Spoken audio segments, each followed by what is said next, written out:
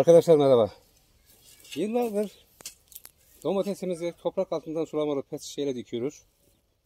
Sudan %90 üzeri tasarruf ediyoruz. Hastalık böcek olmuyor.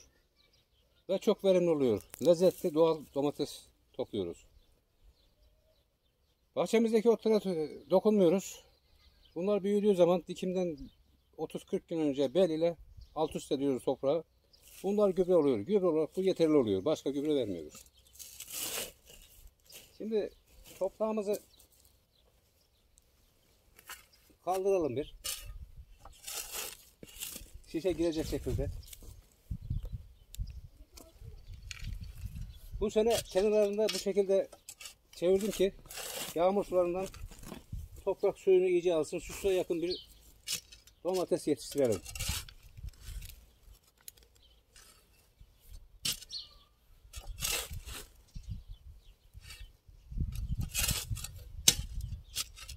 Hatta orada otlar çürüdü ve gübre oldu.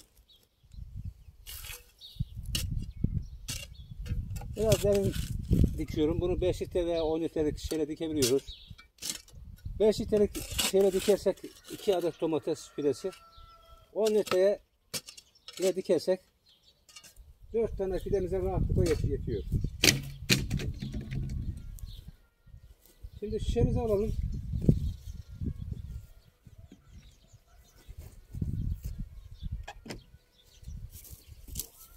Şişeyi aldık.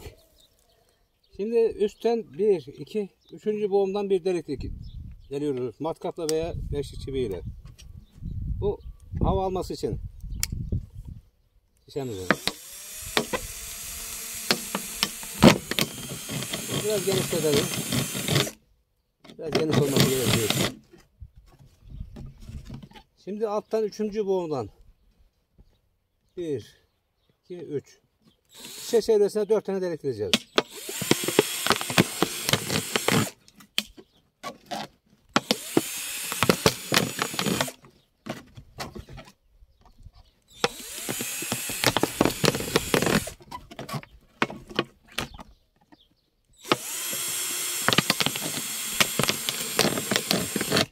Deliklerimiz tamam.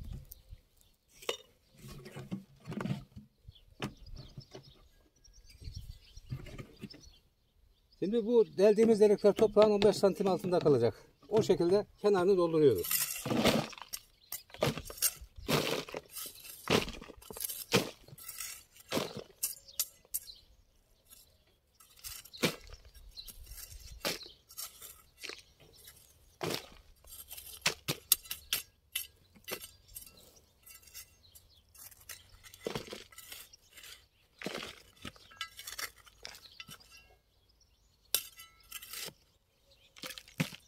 Tabii taşları almakta fayda var. Kökler daha iyi gerekiyor. Ancak çok büyük olmadığı zaman almaya gerek yok.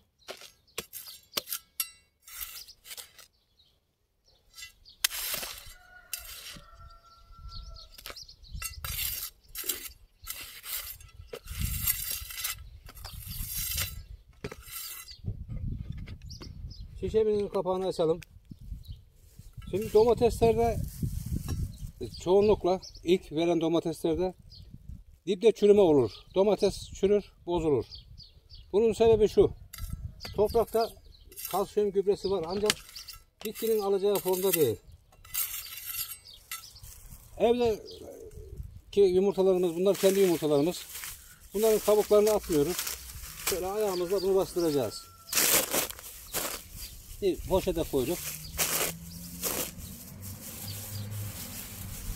İyice bastıralım, ezilsin. Ne kadar ezilirse o kadar iyi oluyor. Bu bitkimize kalsiyum gübresi verecek. Bunda değişik mineraller de var. Çok faydalı.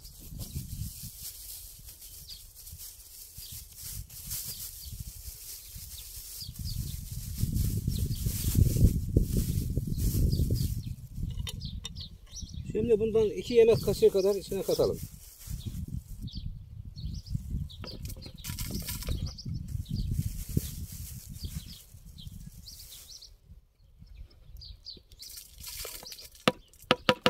Şu an için bu yeterli. Şimdi toprağımızdan da biraz alıp içine katalım. Bu topraktaki canlılar da bunları bitkinin alacağı forma getirecek. Hem alttaki delikleri kapatırız biraz.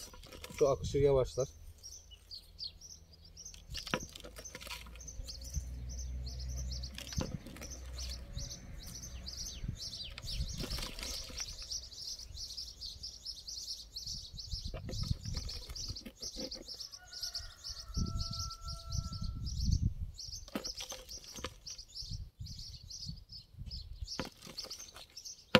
Bu kadar yeterli.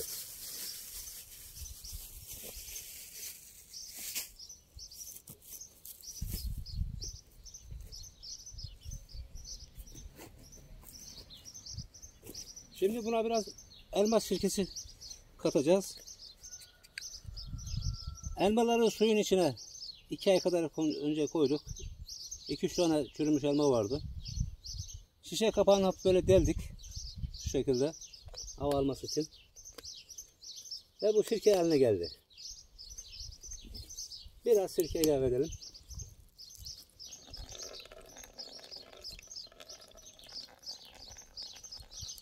Bu kadar yeterli.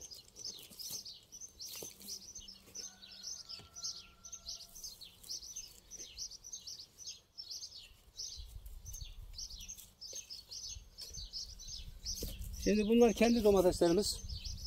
Seramızda yetiştirdik ve diktik. Şişenin 10-15 santim uzağından bir çukur açıyoruz.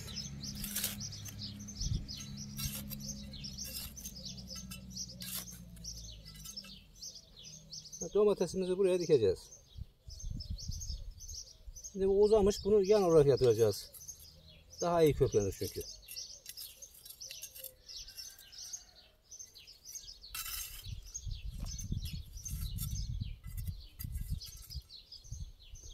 Arkasından diğerini dikelim.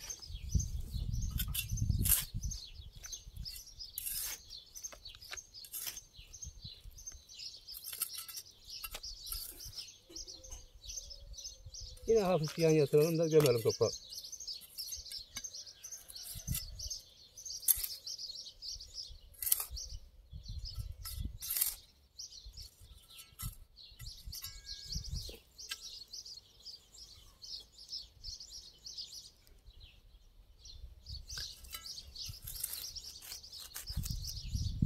Beş litre şişe olursa 2 tane fide yeterli oluyor. Bunu da yine yan yatıralım.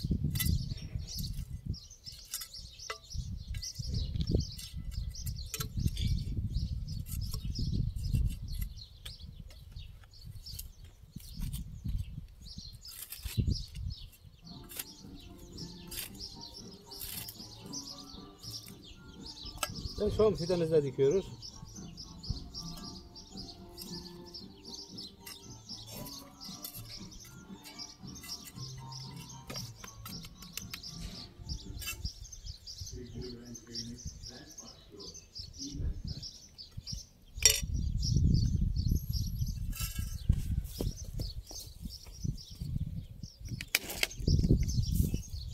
Beş litrelik şişemizin kapağını bu şekilde çiviyle deldik.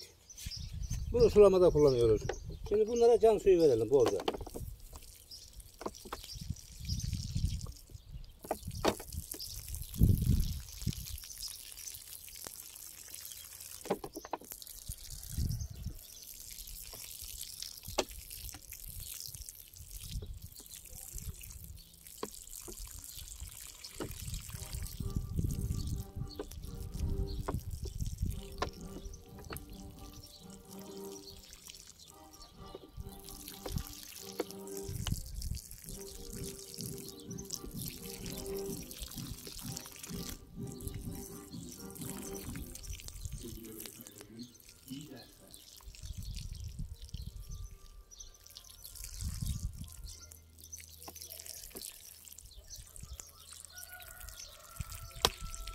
Bu kadar yeterli.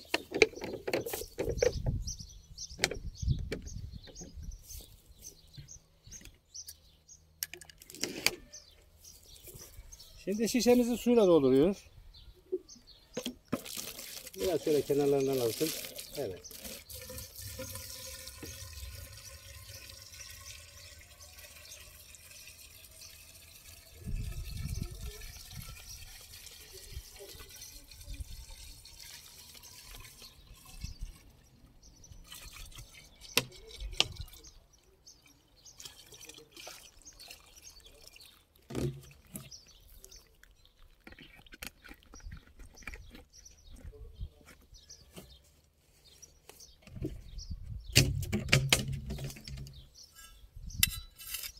Suladığımız yerleri hafif toprakla örtelim ki nemi kaybolmasın.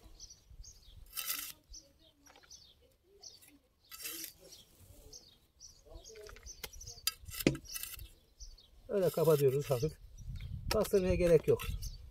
Bu su bunların dibini bastırır.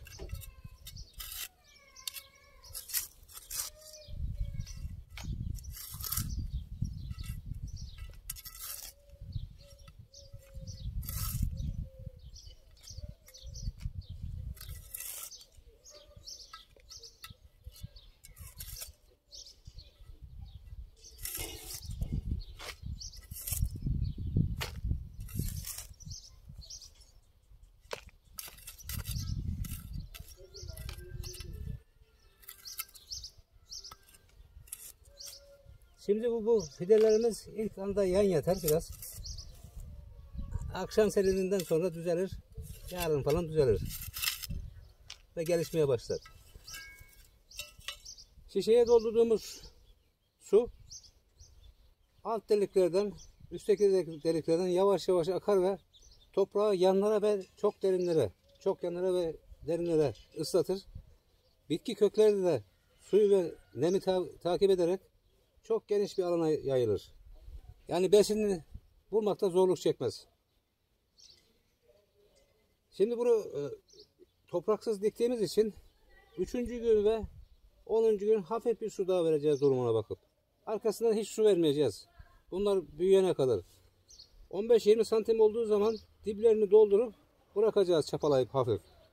Çiçek açana kadar. Havalar serin giderse, böyle serin giderse. Çiçek açana kadar su vermiyoruz. Sadece bir çapalıyoruz. Çiçek açıp da domatesleri gördüğümüz zaman şişeyi tekrar dolduruyoruz. Sulama şu şekilde oluyor. Ben şöyle yapıyorum. Domateslerin yaprakları koyu yeşil olmuşsa veya büzüşmeye başlamışsa su veriyorum. Ayrıca çiçekleri var ve domatesler tutmuş görünüyor böyle fındık kadar veya leblebi kadar. Bol bol su vermek gerekiyor. Yani şişeyi dolduracağız. Bol dediğimiz bu. 2. güne kadar bir şişe daha yetiyor. Sudan %90'ın üzerinde tasarruf sağlıyoruz. Şimdi burada gübre kullanmıyoruz. İlaç da kullanmıyoruz çünkü yeterli kadar su veriyoruz. Hiçbir böcek olmuyor. Tüm böcekler aşırı sulu bitkilerin yapraklarına gelir. Susuz bitkiye, sert yaprak bitkiye hiçbir böcek gelmez. Yani bir böceklenme olmuyor. Ara sıra da yumurta kabuklarımız olduğu zaman yine böyle takviye ediyoruz. 1-2 kaşık. Ayda bir, 40-45 günde bir, fark etmez olduğu kadar. Domateste çürüme olmuyor. Yoksa diplerinden çürüme yapıyor. %25-30 zayiat oluyor. Bunda ilaç kullanmıyoruz. İlaç kullanmadığımız için tozlayıcı böcekler rahatlıkla geliyor. İlaç kullanırsak faydalı böcekler de ölüyor zararlı böceklerin yanında ve tozlanma olmuyor. Tozlanma problemi olmuyor ilaç vermezsek. Domatesleri kesinlikle budamıyorum. Budadığınız zaman bitki budadığınız yerdeki yaraları kapatmaya çalışıyor. 10-15 gün kaybediyoruz. Ve strese giriyor. Ancak budamazsak bütün dalları çiçek doluyor. Diğer videolarımızda var. Önceki videolarımızda. Aralık ayına kadar, don olana kadar bu bitkiler az veya çok sıcak havalarda domates verecek, domates alacağız. Bu ektiğimiz domates, yani asıl domates bu. Tamamen gübresiz, ilaçsız, kendi halinde budanmadan veren domatesler. Bunlar büyüyecek, toprağı kapatacak. Ne kadar çok kapatırsa o kadar iyi, çünkü toprak ısınmıyor. Toprak ısındığı zaman köklere zarar oluyor, kökler çalışmıyor. Şimdi bu koyduğumuz sirke ve toprak içindeki canlılar alttan toprağı canlandırıyor. Toprak canlanıyor. Bunlar çalışmaya başlıyor. Ve gübre oluyor. Gübreli toprak oluyor bu. Gördüğünüz gibi beller çok rahatlıkla eşiliyor. Önceden kesinlikle kazmayla biraz zor eşilirdi burası. Bunun yüzünden böyle yaptığımız için düzeliyor. Teşekkürler. Tekrar görüşmek üzere.